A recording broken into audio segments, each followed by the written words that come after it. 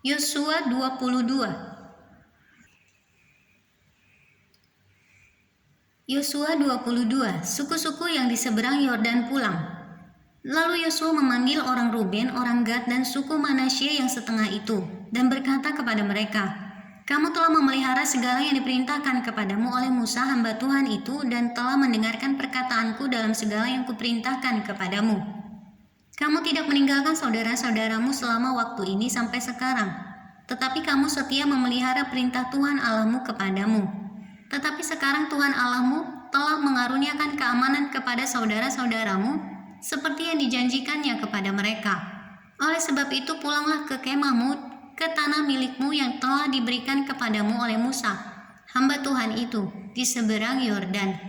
Hanya lakukanlah dengan sangat setia perintah dan hukum yang diperintahkan kepadamu oleh Musa, hamba Tuhan itu, yakni mengasihi Tuhan Allahmu, hidup menurut segala jalan yang ditunjukkannya, tetap mengikuti perintahnya, berpaut padanya dan berbakti kepadanya dengan segenap hatimu dan dengan segenap jiwamu."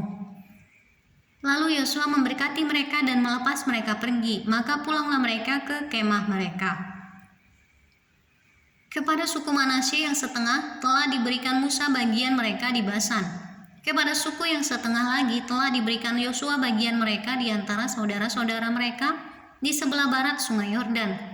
Lagipun ketika Yosua melepas mereka pergi ke kemah mereka, setelah memberkati mereka, maka ia berkata kepada mereka demikian, "Pulanglah ke kemahmu dengan kekayaan yang banyak dan dengan sangat banyak ternak, dengan perak, emas, tembaga, besi, dan dengan pakaian yang sangat banyak. Bagilah dengan saudara-saudaramu jarahan yang dari musuhmu itu." Suku-suku di seberang Yordan mendirikan mezbah. Maka pulanglah Bani Ruben, Bani Gad, dan suku Manasye yang setengah itu, dan mereka pergi meninggalkan orang Israel keluar dari Silo di tanah Kanaan untuk pergi ke tanah Gilead, tanah milik mereka yang didiami mereka sesuai dengan titah Tuhan dengan perantaraan Musa. Ketika mereka sampai ke Gelilot pada sungai Yordan yang di tanah Kanaan, maka Bani Ruben, Bani Gad, dan suku Manasye yang setengah itu mendirikan mezbah di sana di tepi sungai Yordan, mezbah yang besar bangunannya. Lalu terdengarlah oleh orang Israel itu cakap orang, "Telah didirikan mezbah oleh Bani Ruben, Bani Gad, dan suku Manasye yang setengah itu, mezbah menghadap ke tanah Kanaan di Gelilot pada sungai Yordan di sebelah wilayah orang Israel."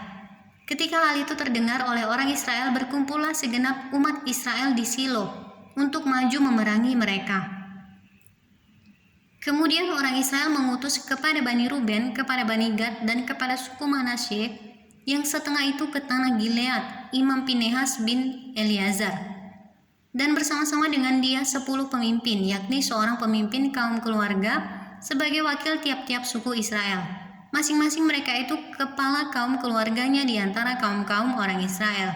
Setelah mereka sampai kepada Bani Ruben, kepada Bani Gad, dan kepada suku Manasye yang setengah itu di tanah Gilead, berkatalah mereka kepada orang-orang itu demikian, "Beginilah kata segenap umat Tuhan, apa macam perbuatanmu yang tidak setia ini terhadap Allah Israel dengan sekarang berbalik daripada Tuhan dan mendirikan mezbah bagimu, dengan demikian memberontak terhadap Tuhan pada hari ini?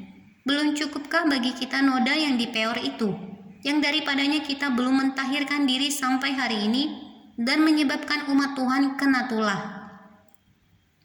Sehingga kamu berbalik pula sekarang ini membelakangi Tuhan. Jika kamu hari ini memberontak terhadap Tuhan, maka besok ia akan murka kepada segenap umat Israel. Akan tetapi jika sekiranya tanah milikmu itu najis, marilah menyeberang ke tanah milik Tuhan, tempat kedudukan kemah suci Tuhan, dan menetaplah di tengah-tengah kami.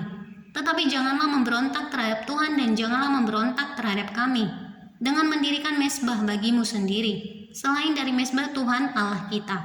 Ketika Akan bin Zerah berubah setia dengan mengambil barang-barang yang dikhususkan, bukankah segenap umat Israel kena murka? Bukan orang itu saja yang mati karena dosanya.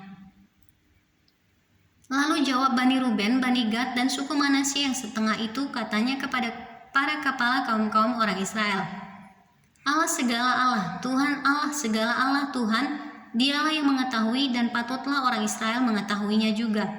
Jika sekiranya hal ini terjadi dengan maksud memberontak atau dengan maksud berubah setia terhadap Tuhan, biarlah jangan Tuhan selamatkan kami pada hari ini.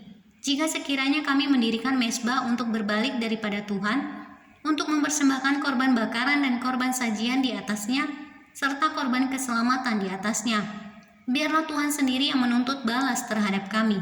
Tetapi sesungguhnya kami telah melakukannya karena cemas. Sebab pikir kami, di kemudian hari anak-anak kamu mungkin berkata kepada anak-anak kami demikian, apakah sangkut pautmu dengan Tuhan Allah Israel? Bukankah Tuhan telah menentukan sungai Yordan sebagai batas antara kami dan kamu? Hai orang Bani Ruben dan Bani Gad, kamu tidak mempunyai bagian akan Tuhan. Demikianlah mungkin anak-anak kamu membuat anak-anak kami berhenti daripada takut akan Tuhan. Sebab itu kata kami, biarlah kita mendirikan mezbah itu bagi kita, bukanlah untuk korban bakaran dan bukanlah untuk korban sembelihan, tetapi supaya mezbah itu menjadi saksi antara kami dan kamu, dan antara keturunan kita kemudian, bahwa kami tetap beribadah kepada Tuhan di hadapannya dengan korban bakaran, korban sembelihan, dan korban keselamatan kami. Jadi tidaklah mungkin anak-anak kamu di kemudian hari berkata kepada anak-anak kami, kamu tidak mempunyai bagian pada Tuhan. Lagi kata kami, apabila di kemudian hari demikian dikatakan mereka kepada kita dan kepada keturunan kita, maka kita akan berkata, tengoklah bangunan tiruan mezbah Tuhan itu, yang telah dibuat oleh nenek moyang kami, bukan untuk korban bakaran dan bukan untuk korban sembelihan. Tetapi mezbah itu menjadi saksi antara kami dan kamu. Jauhlah daripada kami untuk memberontak terhadap Tuhan dan untuk berbalik daripada Tuhan pada hari ini dengan mendirikan mezbah untuk korban bakaran, korban sajian atau korban sembelihan, mezbah yang bukan mezbah Tuhan Allah kita yang ada di depan kemah sucinya.